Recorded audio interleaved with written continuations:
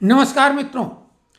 News capsule आज का 11 जनवरी का लोगों ने फोन करके बहुत प्रशंसा की और इस कार्यक्रम को निरंतर जारी रखने का आग्रह किया। इसलिए फटाफट आज का न्यूज कैप्सूल आप लीजिए।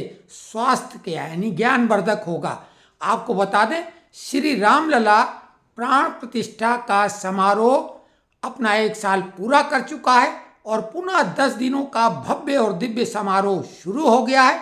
देश विदेश के तमाम भक्तजन आमंत्रित हैं और अयोध्या पहुंच रहे हैं। साथ ही नजदीकी संगम नगरी प्रयागराज में महाकुंभ का भव्य और दिव्य आयोजन हो रहा है, जो कभी भी इसके पहले दुनिया में कभी भी 50 करोड़ लोग एक जगह 45 दिन में किसी कार्यक्रम के लिए पहुंचे, ऐसा आज तक हुआ नहीं है। क्योंकि दुनिया में ऐसी आबादी किसी देश की चीन और भारत को छोड़ के है ही नहीं। तो खैर, कल हमने एक महत्वपूर्ण खबर छोड़ दी थी क्योंकि समय ज़्यादा हो गया था। ट्रंप जो 10 जनवरी को जिनकी सजा होने वाली थी, आपको प्रकरण मालूम है, हम पहले बता चुके हैं। कोर्ट ने उनको कड़ी सजा दी है और कड़ी सजा क्या दी है कि उन्हें कोई सजा नहीं दी है। उनके ऊपर अभियोग तय हो गए थे, लेकिन दुनिया का संभवतः इकलौता मामला ऐसा है, बल्कि यह दूसरा मामला है जिसमें पूरा अभियोग सिद्ध हो गया हो और सजा न दी गई हो। उनको कहा गया आप शर्मिंदा भी महसूस नहीं करते हैं भाई, क्योंकि अब तो वो राष्ट्रपति हो गए, वीटो पावर वाले।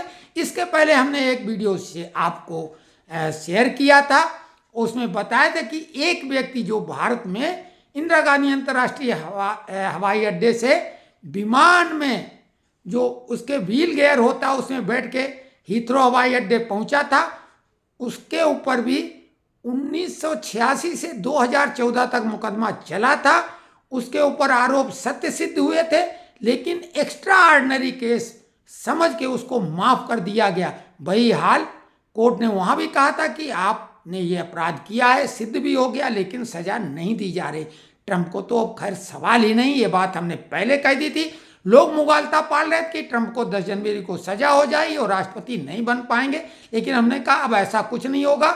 जो बाइडेन ने पूरी कोशिश की थी पहले मरवा डालने का, बाद में यानी 2 प्रयास उनकी हत्या के थे, उसके बाद में भी तरह तरह बैरियर लगाए, लेकिन अब नहीं। अब तो कुछ ही दिन रह गए हैं और हमने 20 जनवरी की डेट आपको बताई थी कि बेहद खतरनाक है, क्योंकि जो बाइडेन एक हारा हुआ जुआरी है, एक राजनीति का हारा हुआ खिलाड़ी जिसके पास वीटो पावर 2.5 महीने तक रहे, ऐसा कहीं और होता नहीं, लेकिन यहाँ हुआ और उसका परिणाम दुनिया ने भोगा। खैर, ये तो हो गया ट्रंप की सजा का मामला।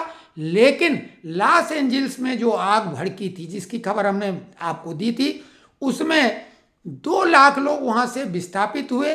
10,000 से ज्यादा घर नहीं, विशाल काय बंगले, वहां घर वर नहीं, विशाल काय बंगले हॉलीवुड स्टार बड़े बड़े उद्योगपतियों के, वो जलकर खाक हो चुके हैं। और खाक हो गई साइंस के वो दावे प्रतिदावे जो ईश्वरीय शक्ति को नकारते हैं और दम्भ भरते हैं। अब कहाँ वो कृत्रिम बारिश गई?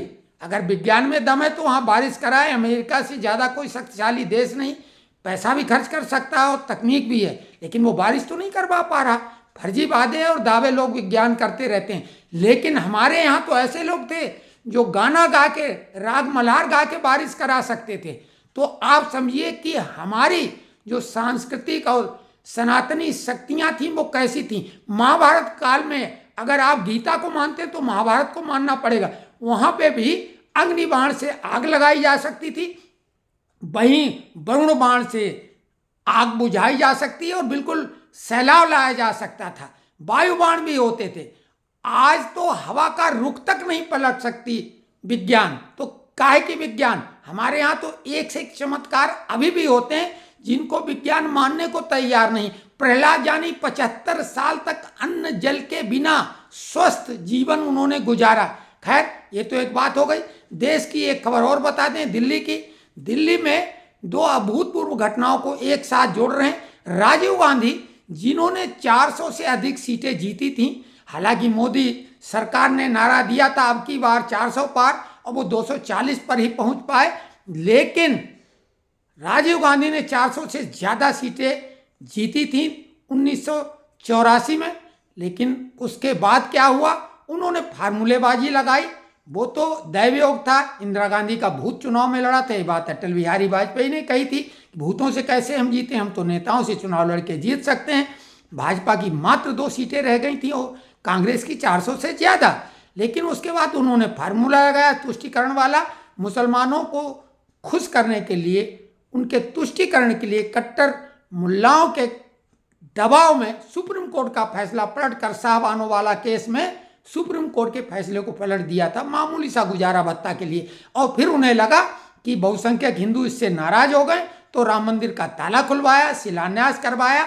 परिणाम क्या हुआ, ना ये मिला ना वो मिला। 2 नाव की सवारी सेम टू सेम केजरीवाल कर रहे हैं। केजरीवाल पहले तो इमामों को सैलरी देते रहे 18,000 रुपये प्रति माह, तब उन्हें ग्रंथी और जो है पुजारी याद आए नहीं।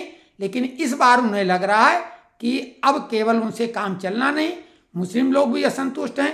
कांग्रेस ने मुसलमानों को अपनी ही तरफ खींचने का, जो उनके वोटर हुआ करते थे, बहुत बढ़िया प्रयास किया है। मुसलमान इस बार उनकी तरफ भी जाएंगे।